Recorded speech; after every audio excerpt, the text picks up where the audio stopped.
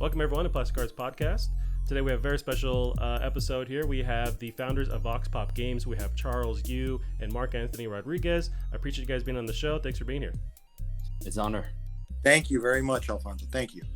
Thank you. And so I told you a little bit before we started recording, just hearing about this idea with Vox Pop Games, I instantly have a million questions, and it sounds like such a great idea. I'm a small streamer myself. I talk to a lot of indie devs, and so the idea of merging these two platforms and kind of removing the barriers, letting them communicate, work together directly, I love that idea. And so I'd love to kind of pick your brain and hear about, what's going on there at Vox Pop Games. And so if you can kind of give me a quick intro into if somebody's hearing for Vox Pop for the first time, what can they expect? What kind of platform are you building? Yeah, absolutely. So the idea behind Vox Pop is to create an indie-centric platform that doesn't just provide a marketplace for games, but also gives indie devs a tool to sort of market themselves.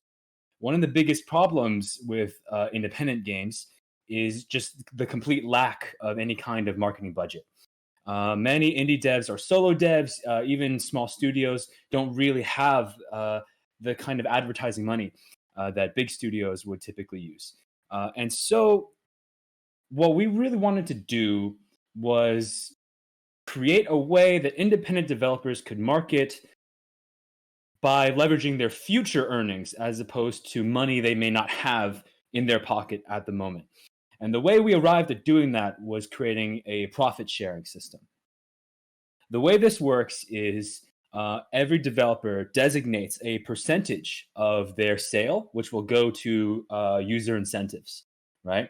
And this will pay out to everybody who helps market their games. So recommending their games to their friends, seeding the files on the platform because we are peer-to-peer, or getting users on board that then buy those files. Anytime something like that happens, everyone who had a place in the chain gets a percentage of the game's sale. Now, you don't have to be an influencer to participate. If you're just somebody who loves any particular game and you think it's underrated, you want to support this artist, you can still share in the game's success by promoting it to your friends or anybody you meet online. However, obviously, one of the biggest groups to benefit are streamers, right? After all, streamers are constantly streaming to an audience. And what I'm sure you can relate to is streamers who stream indie games, just like the indie game developers themselves, often have trouble breaking through. Right. The most popular games to stream are typically, first of all, multiplayer and competitive. That's just a resource drain that many independent developers can't tackle. But even then, people prefer to see the kinds of games that they engage in. So anything by Activision Blizzard, a lot of free-to-play games on there, and if you want to stream independent titles, especially any visual novels or puzzle games or just any other kinds of games that don't film well, it is a huge, huge handicap. Obviously, though, these kind of streamers and Let's Players who are willing to tackle indie games have always been invaluable parts of the independent developer community. And so what I wanted to do with Vox Pop is just create a more formal way to link these two sides of the community together. So everyone can profit. Gotcha. Yeah, no, that sounds great. I want to get more into Vox Pop, but also what brought you guys to this actual platform, building this platform, starting it from the ground up. It seems your actual backlog or your experience with both Marc and Charles, you're well known or in depth in the industry. You've tackled other industries as well, and you're kind of bringing that knowledge over to Vox Pop. So I want to kind of dig into that and kind of then we can see really the brains behind it and how I'm really looking forward to this ambitious project. So we got with Charles here. From your LinkedIn profile, you have quite a lengthy list here, and so what started you on that path towards game design, and what did you dabble in before coming to Vox Pop? What started me on the path is just playing video games as a kid. I don't know, Pokemon. I've loved video games since I was a kid. As I mentioned, Pokemon is very close to me. What got me started looking at independent games specifically, though, was actually this old Flash game called Every Day the Same Dream. It's I can't describe it too in depth here without completely ruining what made the game powerful for me. It's free, everyone can check it out, right? But what I thought was so cool about that game is that it sort of turns side-scrolling conventions against you, right? So if you just keep walking right and interacting with every object that you can, which is what would be typical for like a side-scrolling adventure game, what's going to end up happening is you get out of bed, you get dressed, you get stuck in traffic for a little bit, and then you go to work at a cubicle and you wake up in bed again, right? And that will keep repeating until you find ways to sort of rebel against this programming. And while that game might not hold up as well today, you know, a decade and a half after it was originally released, um, it was the first game that really got me thinking about the language of video games as an art that communicates something to the player. Up until that point, I had never really thought about all the intrinsic rules to video games that I just sort of accepted were true. Does that make sense? Right. Yeah, it was the first kind of challenge to the whole idea as itself. Exactly. Yeah, always go right. Right. Yeah, we're used to that, where we were kind of trained in that early on. Yeah, and one of the ways to rebel in Every Day the Same Dream is to just go left. It sounds awesome. so stupid when you say it like that, but like I'm sure you can understand. You know, it's the way this language is communicated, and that's what really made me want to start making my own video games, and that's really what made me start thinking about video games as a medium of expression. Um, as for what got me started on Vox Pop, that's because, as you might have seen from my LinkedIn profile, I actually majored in video games in college, in game design in college. And from my exposure there and from my time releasing my own games on platforms like Itch, it really woke me up to how difficult it is to make a living as an independent game designer. I really struggled. I won't go too into depth here, but I just didn't see a future for myself as as an independent game designer in terms of a career, right? And I more than anything, I wished there was some form of support, right? Some way to market without having money in my pocket to burn right Yeah. away. And I figured, well, if I can't succeed as an independent game designer now in this current climate, the next best thing I can do is to try and make this tool so that other people can succeed, or so that I can succeed in this field in the future. Gotcha. You know? Yeah, let me send that same question over to Mark. And you touched on some great ideas, especially with just that industry alone, getting known or trying to be, trying to make a name for yourself, trying to have your game noticed. It's really ripe for disruption, for improvement. And so it's a great idea. I feel like that's where Vox Pop can kind of fill that void. But with you, Mark, how did you find yourself getting into the industry, and what were some of your early inspirations for following that path? My foray into the industry was in the AAA market space. I started with Rockstar Games in early 2005. Sort of grew the ranks there through product operations and game analytics. My background is not as game designer per se; it's more of a philosophical nature. So I graduated from State University of New York with a philosophy degree. I learned the ins and outs of just game theory. A lot of my background was in game theory, gamification of our existence and our daily lives. So I bounced around a lot to many of the AAA studios. In a couple of previous podcasts, I talked about my former life in, Japanese game design, building the ARC platform for Perfect World Entertainment, eventually moving on to game streaming. So the streaming markets for Disney Plus and Disney streaming services, learning all the ins and outs of how to run a back-end system through AWS for video streaming with the best of the best at MLBAM and BAM Tech. And then I sort of, I feel like I hit a wall and I needed some kind of clarity in my life. I wanted to find something. I started working on my consulting agency, Works, and Charles and I met up on LinkedIn, and I saw this amazing idea, like you stated earlier, Alfonso. It is an amazing, amazing tool for independent game developers. Everyone is struggling now. You know, we're in this sort of post-COVID era, but it was always a with the independent game developer. You need to self market, self promote, or rely on a big name publisher to see some validity, and then they end up owning your IP.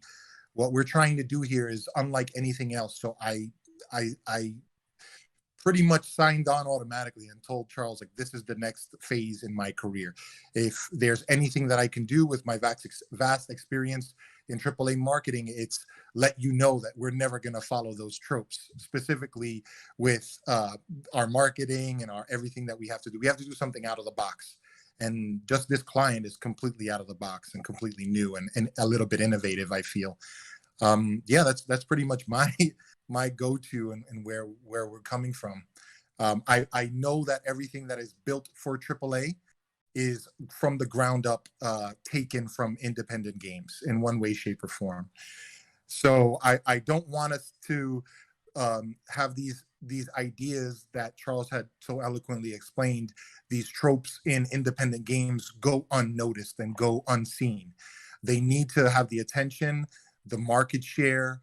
I don't want to call us boutique like, but we are offering a platform and a voice for those developers that are just throwing up their games on any other platform, Steam and Itch and all these other. There's millions of platforms right now, and just praying for something to hit. We're giving them an avenue to basically have streamers support and create a community around their very small games or their potentially huge mega success.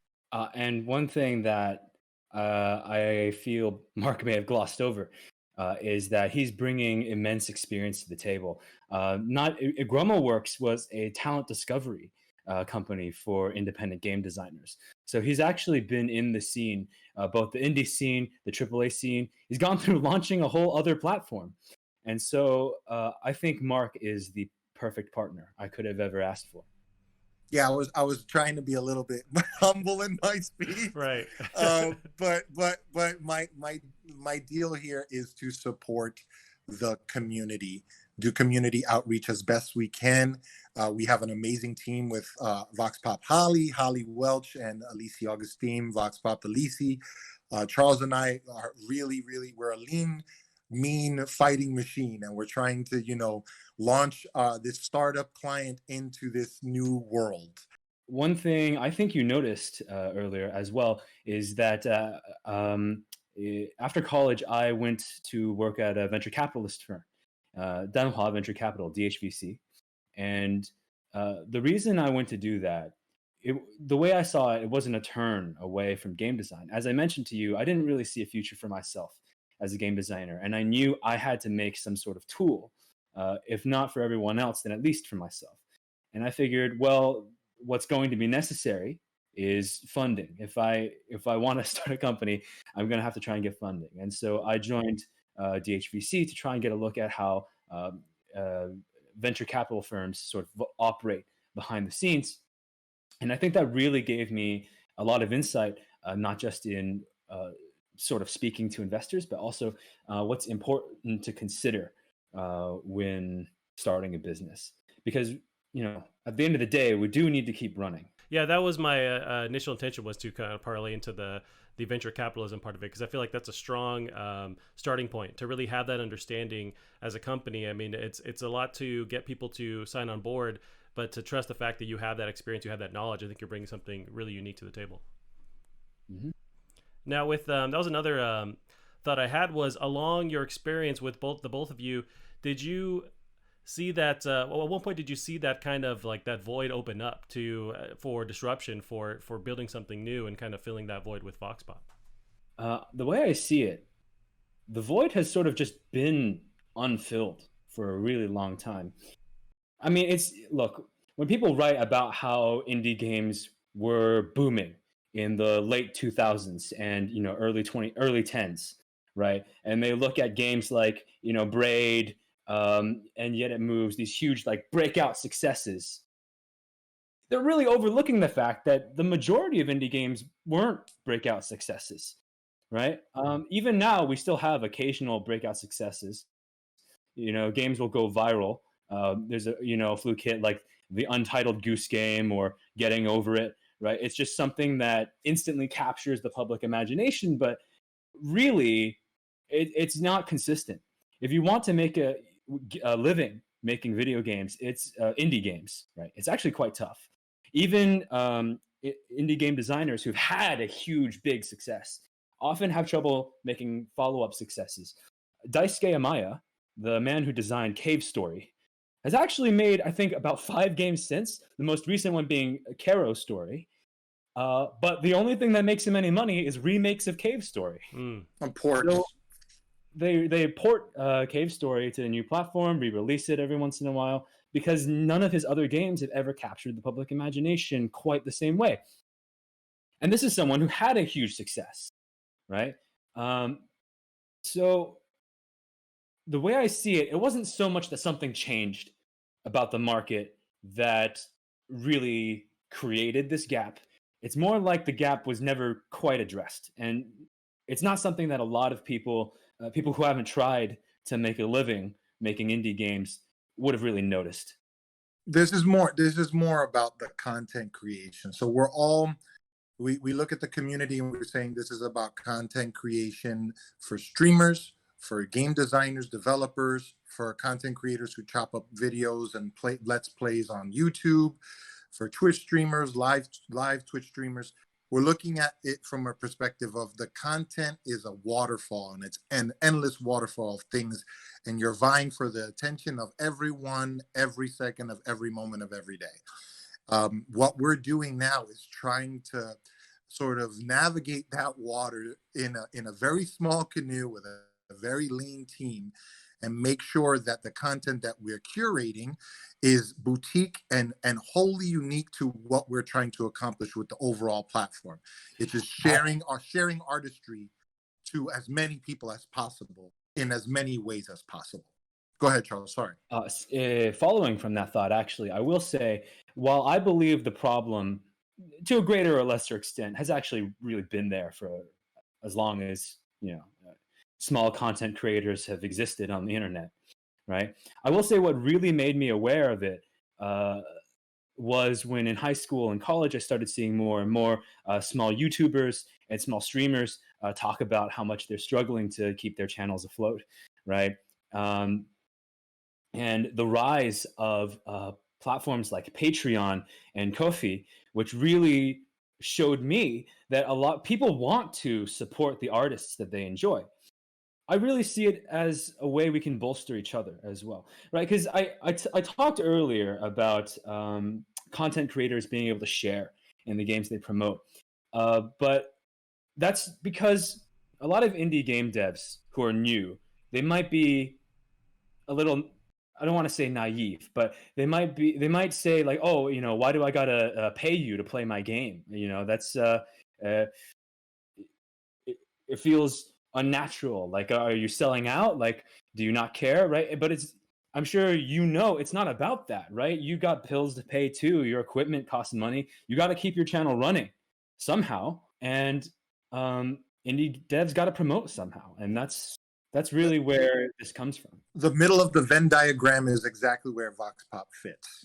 Those overlaps are in the middle, is where our client can hopefully not be echo chambery, but more of a breakout, so that it's widening that middle ground. It's widening the ability for the content and the creation of the content for the streamer base and for the game developers to not have to solely rely on actually signing contracts for publishing to then get their IP pretty much run by some other company, and not the designer, director, developer, blood, sweat, and tears indie game dev. We want to sort of bridge that gap. We want to become that channel on that avenue for like that one-stop shop, so that everyone could talk with everyone together, whether it's on Discord or Twitter or wherever we're doing our sort of discourse. Right now we're on Discord. We're trying to get everyone involved in conversating and sharing amongst each other organically the profits for things that you're spending time on. Time is money. the resource that we can never get back in this world is time. So right now, I can thank you for your time, and it's money that we're doing. So we're exchanging time for money. We want to make sure everyone is aware of those key terms and those key phrases and those key. Go ahead, Charles. Sorry, I know you're going to jump in.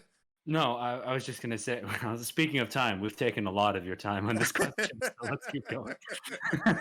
Hey, sorry, we're rambling again. No, you're fine. I mean, I can tell the genius behind these thoughts, so it's like I take a back seat because I just really want to learn. No, and you touched on some great ideas. I mean, I think there's a lot of you just don't know what you don't yet know kind of thing. Whether it's an indie dev or your streamer, you don't realize the problems that arise or the real hurdles that you have to face with marketing, with communicating. Yeah, it's a whole can of worms, and I like the idea of Vox Pop kind of coming in and helping to remove those barriers, connect people. I like the idea of, it seems like from the heart of it, you're trying to help indies retain their identity with what they're creating, more creative control, and kind of create just more of those things that they might be able to if they go on to whatever said publisher or whatever said platform. Like, it seems like your idea is allowing that indie to shine, those streamers to shine. So talking about the start point of Vox, and then when you decide to add on those team members that you have. Okay, so well, Marc and I, we can't handle everything, obviously, and so naturally, we've been blessed with two great team members that Marc mentioned earlier. Elisi, our engineer, he's been wonderful. We picked him up, I think, also towards the end of 2019. To help round out our platform, build features that we need. And then our social media manager, Holly Welch, she has been responsible for doing a lot of the visual content that we display everywhere.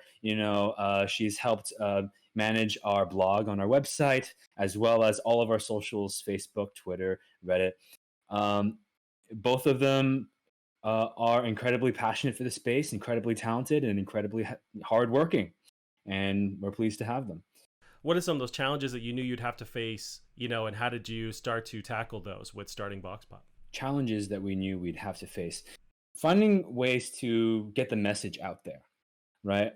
So it's one thing to have a good idea, but that's not enough, right? You got to make people aware that you have a good idea. And one thing I quickly learned working at a VC firm is that literally every entrepreneur walking in says, we'll promote on social media. Sure. That's it. That's their plan. Well, we'll go on Instagram and everyone will love us, right? That's why hiring a dedicated social media manager is one of the first things we did.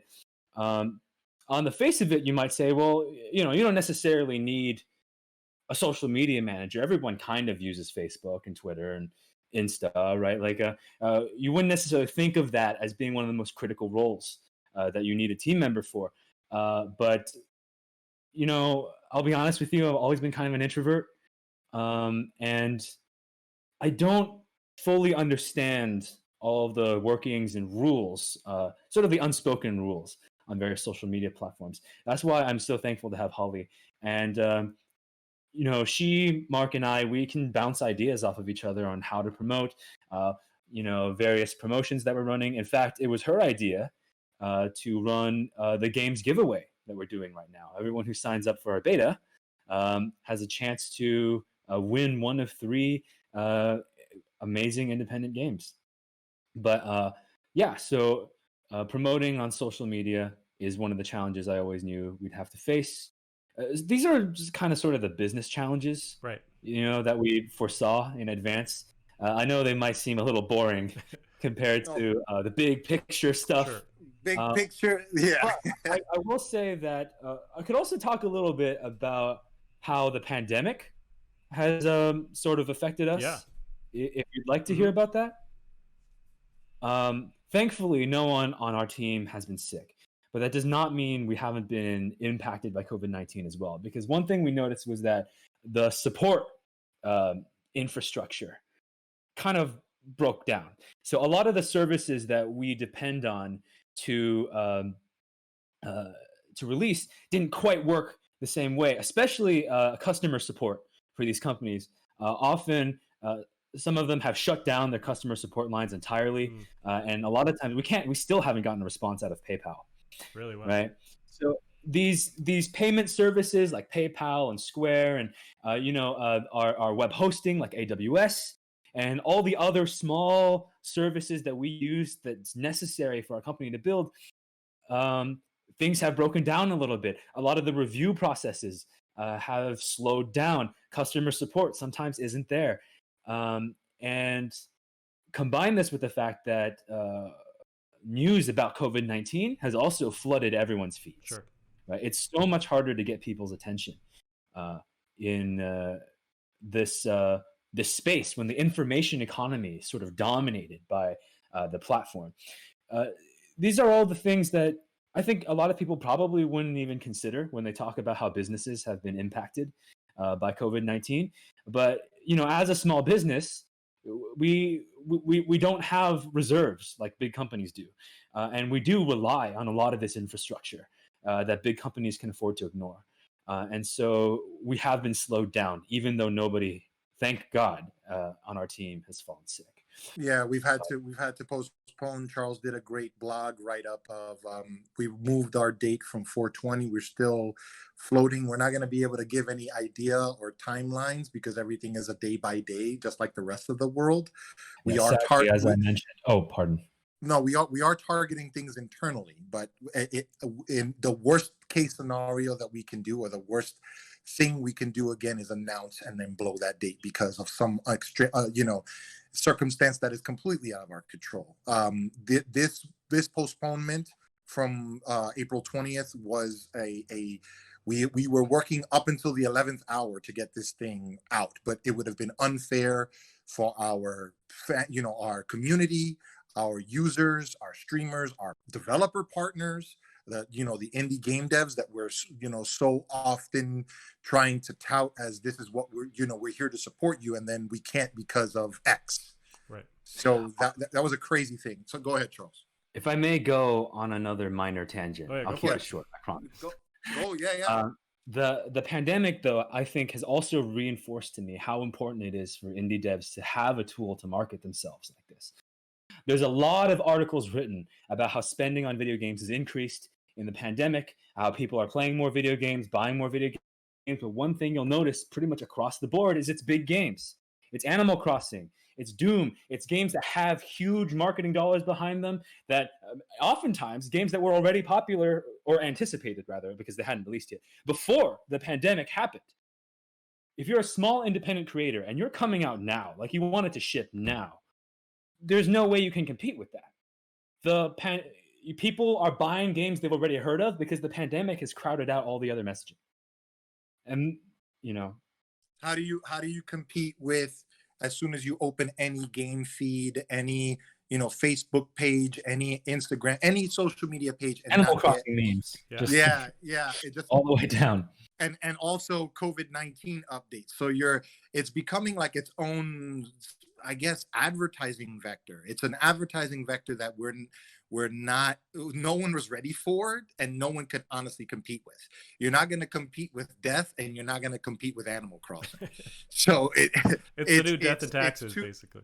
Yeah. Well, that's a game that's an independent game that launched on Steam, and I've been trying to talk to those devs. We're trying to that game is amazing. Death and Taxes, even though they're not on Vox Pop, I would love for that team to be on our platform to support them as much as they can. They're on Steam. They're doing what they got to do. How do we do that? And when we ship, how do we get the attention back on to what our cause is? Right. Doing things like this. Spending some marketing spending capital, but being very, very cautious about that because we don't want to scream into the ocean. I'm not trying to be, Go ahead, Joe. And one way to illustrate my point, on Reddit, what's top right now, if you scroll down, it's Borderlands 3, Cyberpunk 2020, 2077. Sorry, I don't. Right now we're living Cyberpunk 2020. Yeah. Cyberpunk 2077. Skyrim again. There are 2 Skyrim posts. Overwatch and Animal Crossing again. More Animal Crossing. Minecraft as well. Right. All games that were big before the virus. It's not a great time to be shipping new content right now. It was already tough, but it's only gonna get tougher. And And that's another thing. People talk about how spending on games increased during during the recession from the housing crisis, right? But again, all big games, all AAA. People, whenever there's a recession, marketing trumps even more. It's even more important, sadly. Anyway, marketing tangent over, I promise. yeah. Marketing spend over. No. I wanted to sort of piggyback off this. It's a great topic, and I don't want to be too COVID heavy. We went to PAX East. We were exhibiting on the show floor with a couple of our partners. We were trying to get the word out and onboard new partners. And this is like the beginnings of the COVID-19 sort of spread. So this was probably the last show that's ever going to be a live show that I've been to, and it was the lightest show that I've ever seen. I've been to dozens of event trade shows. I've been to everything, PAX East, PAX Prime, where you guys are in Washington. I've been to Tokyo Game Show. I've been to it all, and the one thing I saw was it wasn't necessarily a fear of what was going to come in less than a couple of weeks. It was the not being able to understand that a lot of these properties that were in sort of the backlatted area for the mini booth and mega booth were going to have such a tremendously hard time now when they're trying to ship.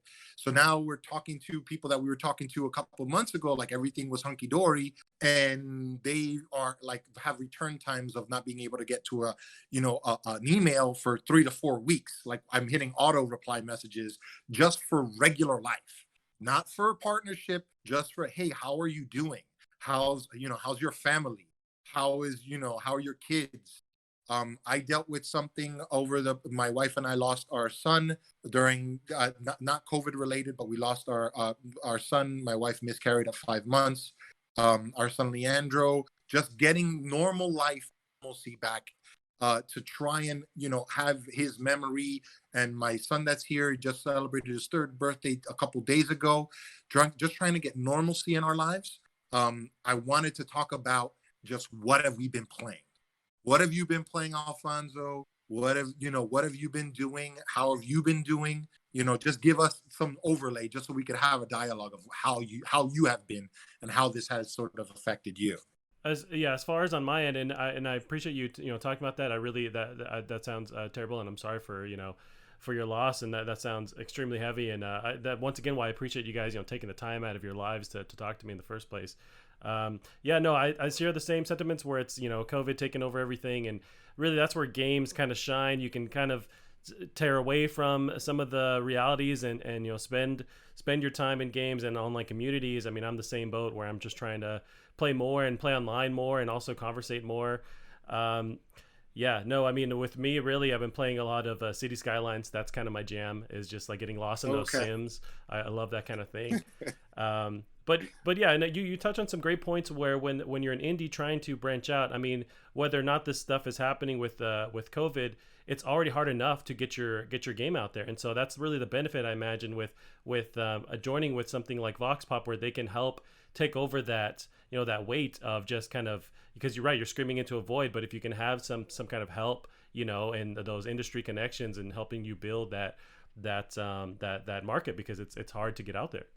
And help really is the right word. I did mention earlier that Coffee and Patreon and were some of the biggest inspirations behind Vox Pop, because people do want to support the creation of this kind of stuff that they love, the creation of the content they love.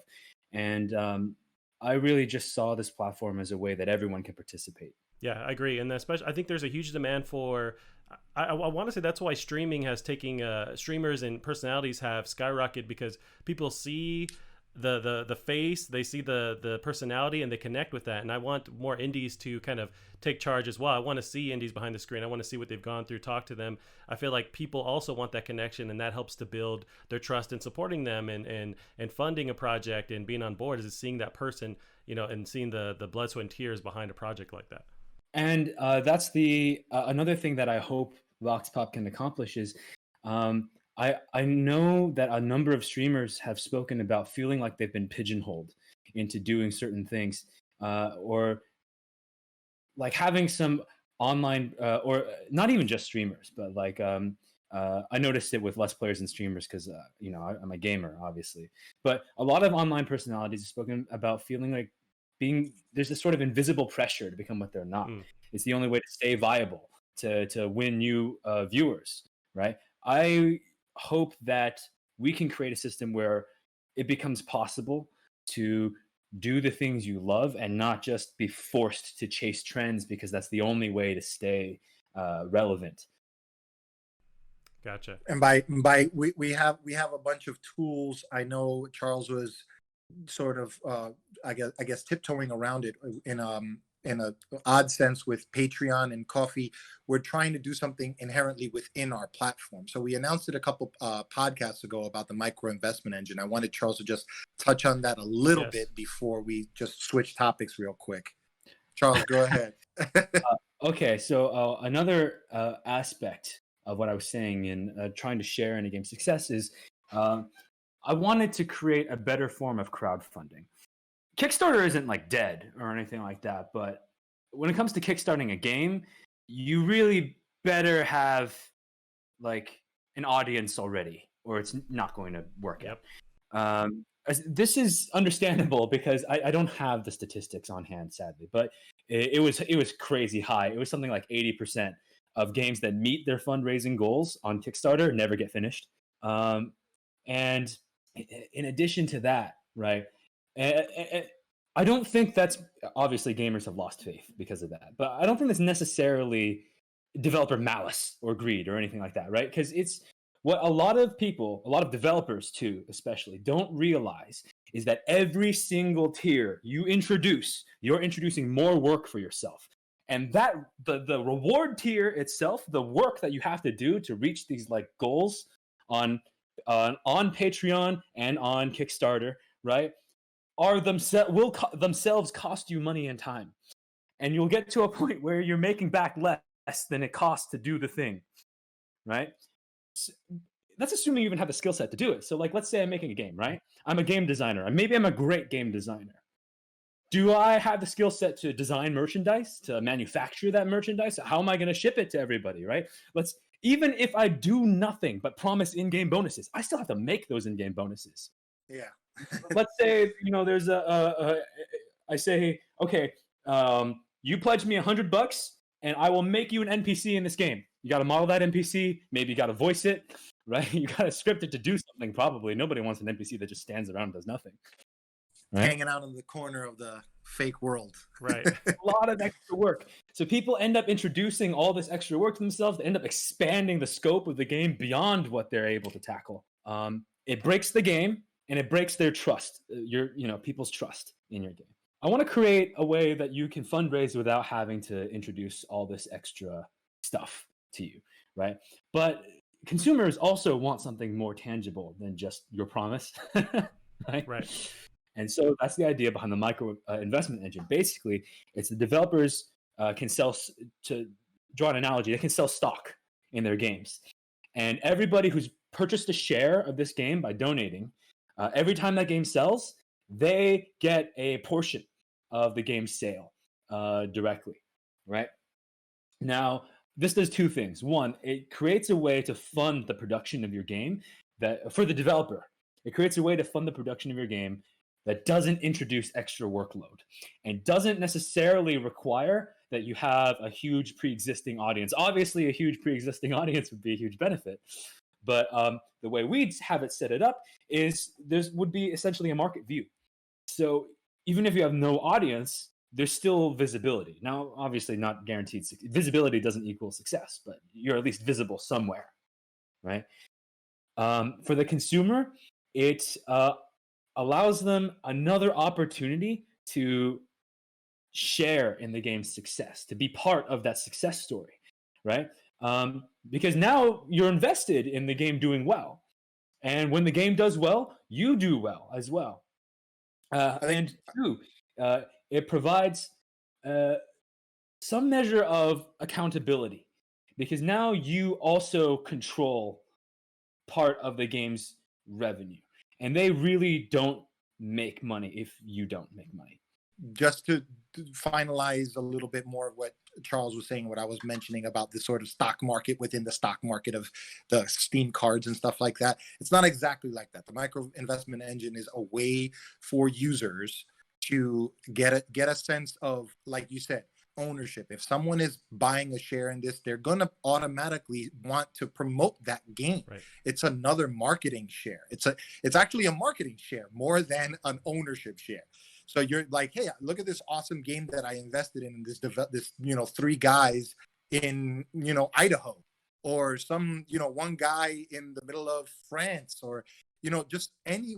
We are a although we're Brooklyn born, we are international. We have developers from all across the globe, all different backgrounds, all different culture types, just speaking through the artistry of games, speaking through the voice of games.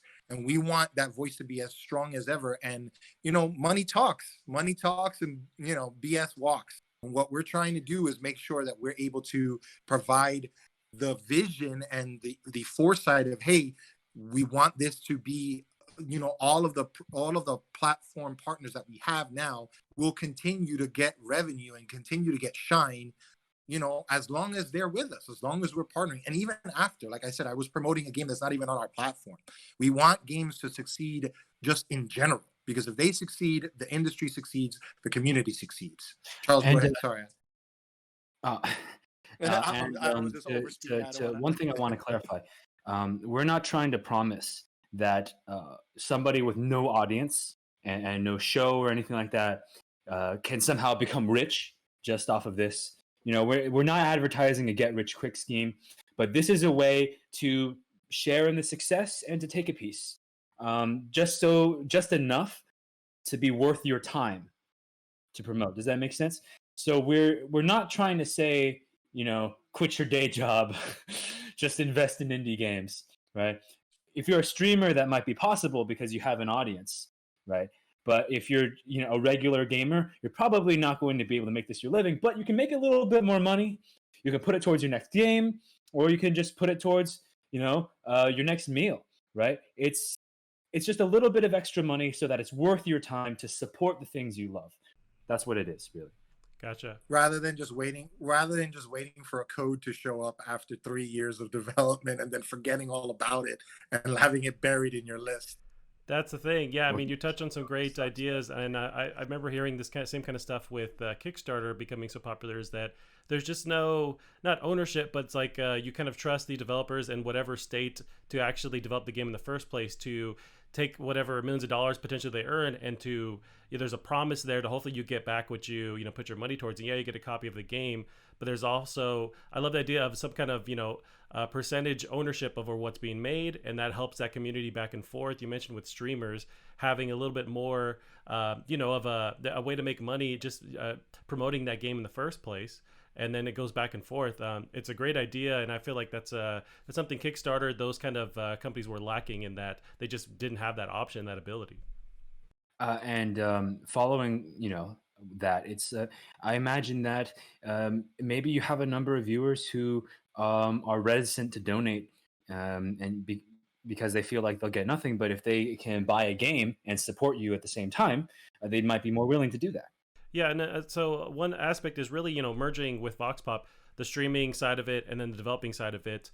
It seems like one of my first thought was it's almost like, where Twitch meets something like Steam, where you can kind of create this just one-stop shop where you can jump in, play a game, try a game, watch streamers. Is that where you're hoping to take, Vox Pop, where it's just one entity? You can watch streams there, you can play games there. Is that, possibly, where this is going? I would like it to go there eventually, perhaps, but let's be clear, where it is, that's not where it is now. We are platform agnostic, right? It's promotion of these games is basically you link back to your own page, and then there'll be a list of games you recommend to your followers, or you can link to the game specifically, right? With a code is one thing we like, or they can be a code that your viewer puts in to say this person directed me here, and so you can do that on really any platform. You can promote the game on YouTube. You can promote it on Twitch. You can, in fact, all of our current streaming partners are on Twitch. Silver.tv, wherever, right? We want to make it the broadest tool possible so that all streamers and all developers can take full advantage of it. While yes, we would love to do streaming in ourselves, I think one thing I definitely learned as a game designer is the importance of scoping. Gotcha. You need to figure out what's most important, what's the core functionality that's critical to you, and we're going to focus on that. I also wanted to touch on what Charles is playing. I know we've been amazingly busy, but you have to take 5 minutes to play at least one thing. So Charles, what have you been? I haven't had the most time to play, to be honest. But so you're still doing your dailies? No more dailies? No more ESO dailies? No more dailies. Confession time. One thing I have done is reinstall Skyrim and mod it. Yeah. It's all reliable, Sometimes I'm exhausted because we're working on this platform, right? You have to understand, I very rarely actually have time to sit down and play for an extended period of time. And sometimes I'm just exhausted and I want to turn my brain off because to go through something I've already done like 500,000 times. So, I actually started by reinstalling Morrowind and I forgot how much I hate it. Oh, really? I think we hit 15-year anniversary, I think, with Morrowind, right? Or was that Oblivion? Yeah. It was Morrowind. No, Oblivion 15 years. Morrowind was 2003. Gotcha. No, 2003 was Blood Moon expansion. Morrowind was 1999. I'm gonna date myself and say Oblivion was my jam because that was when I started at Rockstar. So for me, I'm gonna sort of self-answer. So when I'm in between talking with Charles right now, I'm in the Brooklyn office, and Charles is in California. We are sort of on completely different. I know you're in Washington State, Alfonso. So I'm working, day and night. I'm at like sort of a 3 a.m. spec. So when I'm pinging him at 3 a.m., I'm trying to fight off my wife from the Switch because she's all in with Animal Crossing. That's sort of our, therapeutic. It's a therapy game that she's using now. She named her island after our son, who passed away, and it's a therapy thing. For me, when I wrangle the Switch away from her for short bursts, I've been playing the Streets of Rage 4. Oh yeah. I managed to go through a couple playthroughs on that. I'm trying to desperately get my brother to sign on so we could play some online co-op and try and go through it in one set. But it's short burst games like that. It brought me back to nostalgia. I needed a little bit of a beat 'em up after a frustrating day, and masking up and going out and sort of seeing what's happening in the street just to get like a loaf of bread and a gallon of milk, right, and then come in and then shower and then disinfect my groceries. I sort of want to beat things, so do it for 15 minutes, pass a mission, and then the Switch gets taken away by my wife and I continue with my day. That's pretty much More on brand, though. Go ahead, John. More on brand, though.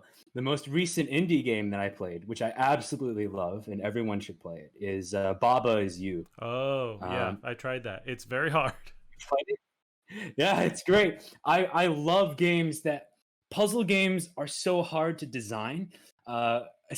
When like a core puzzle mechanic has to be stop me if it goes on too long. Go for it. So in any game you want to design for elegance and complexity, right? Fewest possible rules to achieve the largest possible game states. But with puzzle games, this is especially important. The best puzzle games have some unifying mechanic, which is really easy to understand, but it's so tough to make a puzzle mechanic that you can extrapolate to all these things, which is why a lot of puzzle games like The Witness or Cube, which aren't bad games, don't get me wrong, kind of get complexity addiction towards the end of the game and just stack on more mechanics that don't add as much to the game. And there are other games that Thomas Was Alone, which is genuinely one of my favorites, right? But the problem with Thomas Was Alone is its core mechanic doesn't scale very well. So it's fantastic when you've got two characters to control, but once you get to the end of the game, this isn't really huge spoilers, but there's a character called Team Jump, which is like 8 separate tiny characters, and having to switch between all of them, super tedious. Baba Is You never suffers from that problem. It has one of the coolest mechanics I've ever seen in any like indie puzzle game, and it scales fantastically. It's elegant and it's complex. It's a great. I love that game.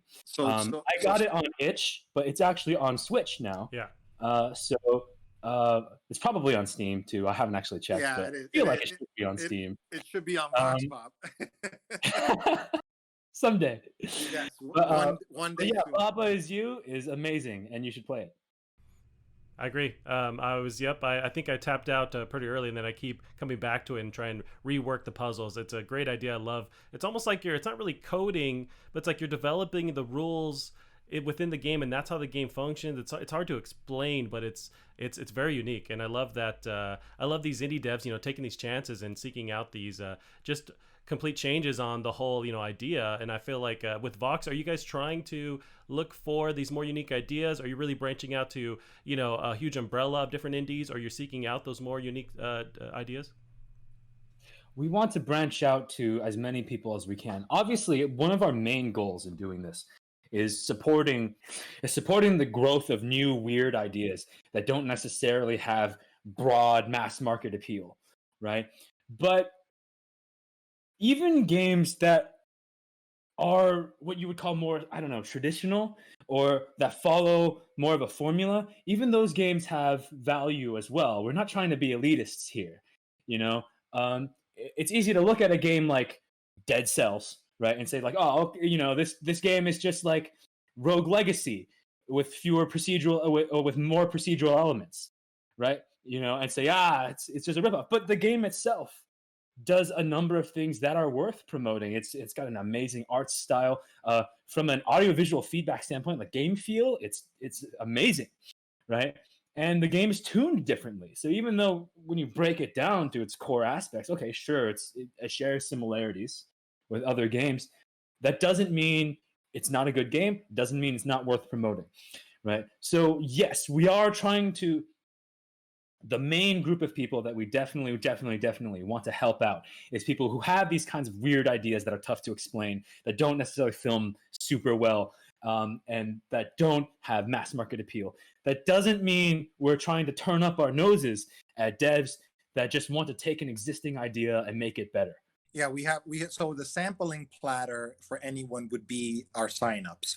So our signups give you a sort of taste of what we are trying to provide. So we have 3 games during our promotion for our beta signups, for our closed beta, that are exactly that. You have one game that is from Curious Visions. It's called Egg is Broken, Heart is Also, Heart is Too. You have golf, so it's Guardians of Ladino Forest. It's a sort of gun hell where you're shooting at giant golf ball monsters and then trying to get them into a golf hole in one. And then you have Quack Attack 1985 Turbo DX. It's a play on a huge arcade style slash. It's let's just say it is not for people that have epileptic tendencies. So the sampling platter from our signups alone are just what we're trying to provide. It's a tangent of think outside of the box. Think these are 3 developers. 2 of them are New York based. One is based in France. There are 3 separate personalities from development houses. And what we're trying to get everyone during the sign up is to appreciate like that. I'm going to be recommending golf because, one, I love golf simulation games. One of my favorite games of the past 20 years is Golf Story. And I also love out of the box, zany, crazy, meme-like games. So my recommendation list at the top tier of it is going to be that Guardians of Ladino Forest, the golf game. That is something that I want to sort of, it is going to be, you have a chance to win one of the 3 if you sign up. So I know, Alfonso, you've already signed up to, your viewers, hopefully they signed up, they're going to get a chance to win one of those 3 games and experience something that they might not have seen on Steam or anywhere else through our platform. Go ahead, Charles. Everyone wins a game, but Yes. which one you win is random. Gotcha. Yes, yes. That's awesome. I mean, you guys are touching on these great ideas. I loved hearing just the genesis of Vox Pop and really what you can provide to this industry and providing this place for indies to shine, for streamers to shine, and just kind of change that what we're all have been used to for the past 10 years with with crowdfunding and that kind of thing. I don't want to buy up too much of your guys' time, but I think we'll end it there. We answered a lot of these questions, and I'm super excited for where Vox Pop goes. Any down the road announcements or things we can expect to anticipate with Vox Pop? Well, you can always keep up with our new announcements either on our site, www.voxpopgames.net, or on any of our social media accounts. Mark, do you have anything to say? I was going to run a quick promo, but I'm not going to do that. All I'm going to say is the promotion of our beta signups is key. We're almost at that sort of teetering place where we don't want to announce that we're full up and we don't want to make extra room, but we are looking for as many people to sign up as possible. So the signups page is signups.voxpopgames.net. That would explain everything. And then we're going to be running Ask Us Anything or Ask Me Anything this Wednesday at 1 p.m. Eastern on Twitter. That Twitter is just at Vox Pop Games. As well, I am actually in the process of writing a development update for Vox Pop that will go live probably tomorrow. That's all I really had to say. Thank you for having us. I appreciate it. Yes, please. It's been Thank you so very, very much. No problem. It's been a blast, and yeah, I can't wait to see where Vox Pop goes. And we're going to keep our ears open, our eyes open, and keep promoting it. And it's such a great idea. All right. Thank you. Thank you for being on the show, Well, guys. have a good evening. Peace. Take care. You as well.